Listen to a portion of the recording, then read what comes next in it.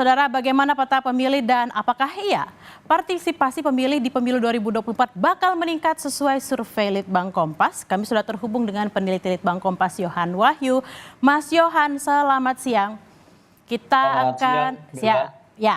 kita akan berbicara dulu tentang partisipasi pemilih menurut survei Litbang Kompas pada hari ini yang hampir Ya, 100%. Lalu faktor apa nih Mas yang bisa membuat angka tersebut hampir 100% yang diperoleh Litbang Kompas pada hari ini? ya, angka 96 itu kalau di survei itu mungkin lebih tepat disebut ya. Jadi bukan partisipasi tapi antusiasme. Antusiasme masyarakat di survei kita itu memang tinggi ya, untuk kemudian akan menggunakan hak pilihnya di pemilu 2024 nanti, 2 hari lusa besok ya, di hari Rabu. Antusiasme ini bisa dibaca dengan dua hal. Yang pertama memang pemberitaan soal pemilu itu hampir sekitar 75 hari terakhir, ini kan memberitakan panggung kampanye ya, terutama tidak hanya di media mainstream tapi juga di sosial media, bagaimana kemudian konten-konten pemilu itu cukup tinggi ratingnya ya, tingkat minatnya orang kemudian mengikuti pemberitaan pemilu. Yang kedua tentu tadi juga sudah dibahas oleh Bella tentang bagaimana fenomena pemilih mula cukup juga akan menggunakan hak pilihnya di pemilu Rabu besok gitu ya. Ada beberapa hal yang misalnya terkait habit media, tadi juga sempat tentang bagaimana penggunaan media sosial cukup masif ya, terutama kalangan pemilih mula. Dan di survei Kompas memang rata-rata di kelompok usia, baik itu pemilih mula, kemudian generasi pemilih mula dalam hari ini generasi Z gitu ya, kemudian generasi di atasnya generasi X, kemudian generasi Y, kemudian lagi generasi X, itu memang rata-rata di atas 85% antusiasmenya ya. Jadi memang pemilu 2024 ini yang pertama merupakan pemilu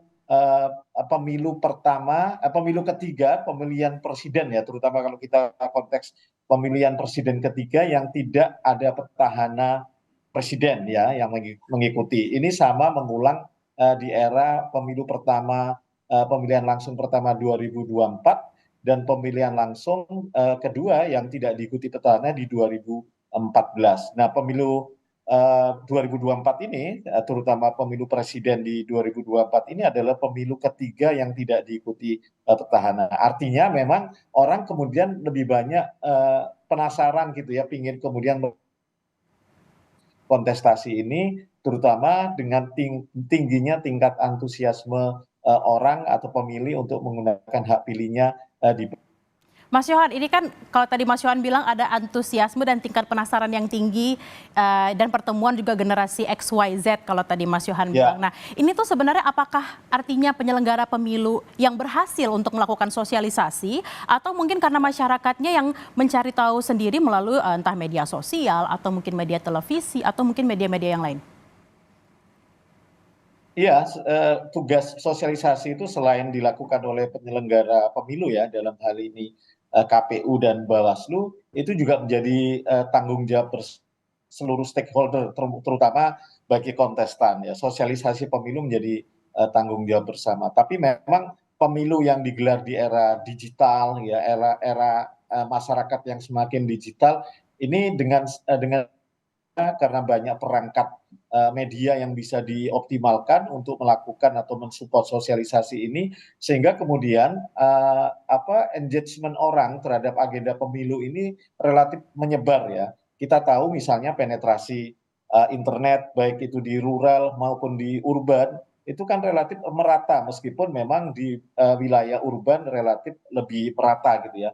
Tapi upaya infrastruktur sudah semakin masif, itu sedikit banyak memberikan kontribusi pada exposure informasi-informasi terkait pemilu ini. Nah, antusiasme sebagai potensi partisipasi pemilih yang begitu tinggi ya di pemilu 2024 nanti.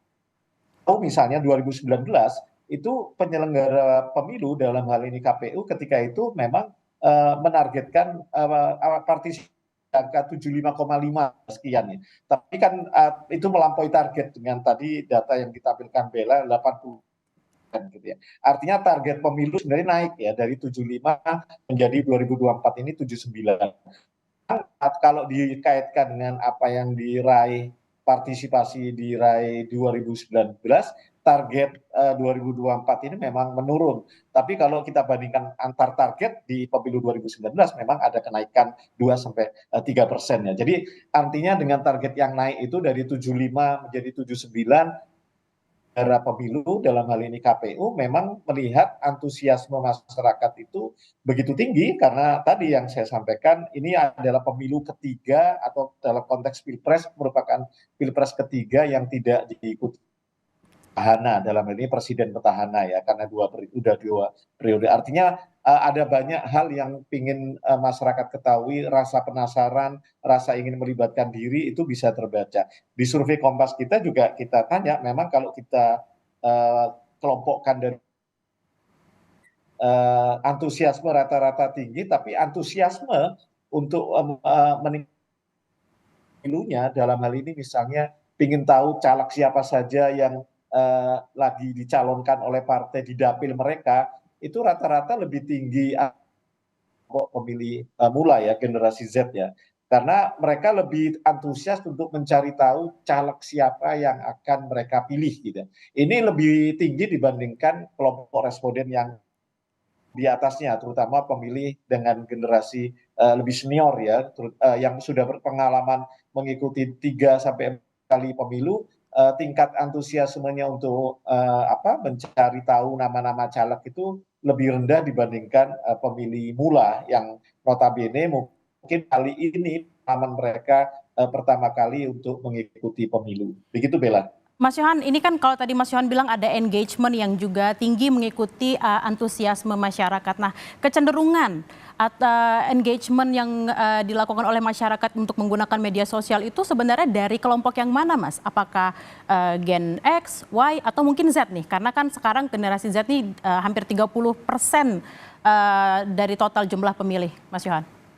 Ya, kalau merujuk survei Kompas ya, yang pernah juga menggrab pertanyaan-pertanyaan seputar penggunaan media atau social habit, sosial media paling tinggi itu di kelompok responden generasi Z gitu ya, atau pemilih mula ya. Rata-rata saja dalam tiap hari, misalnya lebih dari 6 jam itu sekitar hampir 40% itu ditemukan di kelompok responden lebih muda generasi Z.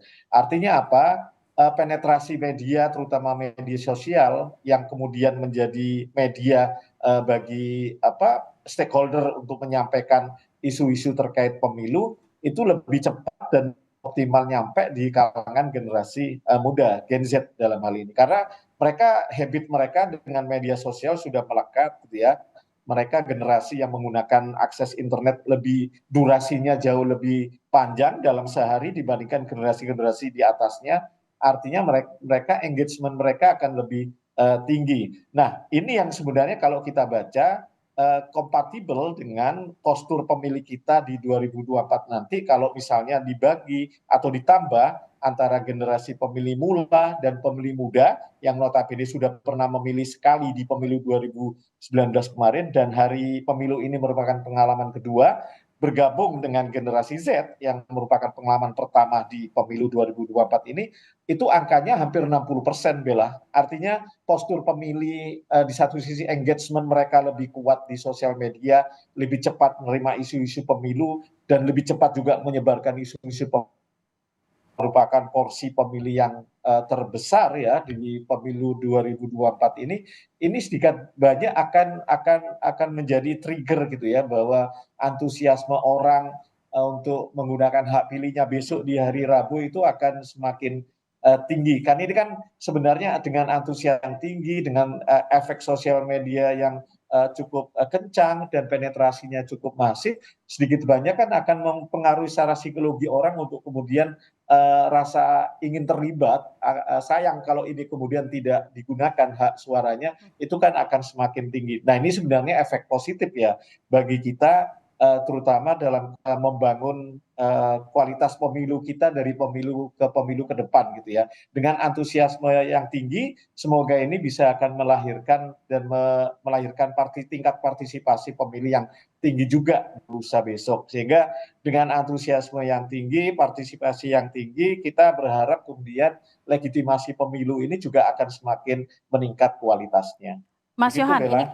Oke, Mas Yohan, terima kasih tadi sudah memberikan informasi mengenai bagaimana engagement di media sosial ternyata dapat meningkatkan antusiasme untuk generasi XYZ agar nantinya apa yang akan terjadi di pemilu di pencoblosan pada 14 Februari mendatang semoga saja nanti antusiasmenya seiring juga dengan tingkat partisipasi masyarakat yang mencoblos pada tanggal 14 Februari 2024. Terima kasih Mas Yohan Wahyu, peneliti Litbang Kompas. Terima kasih.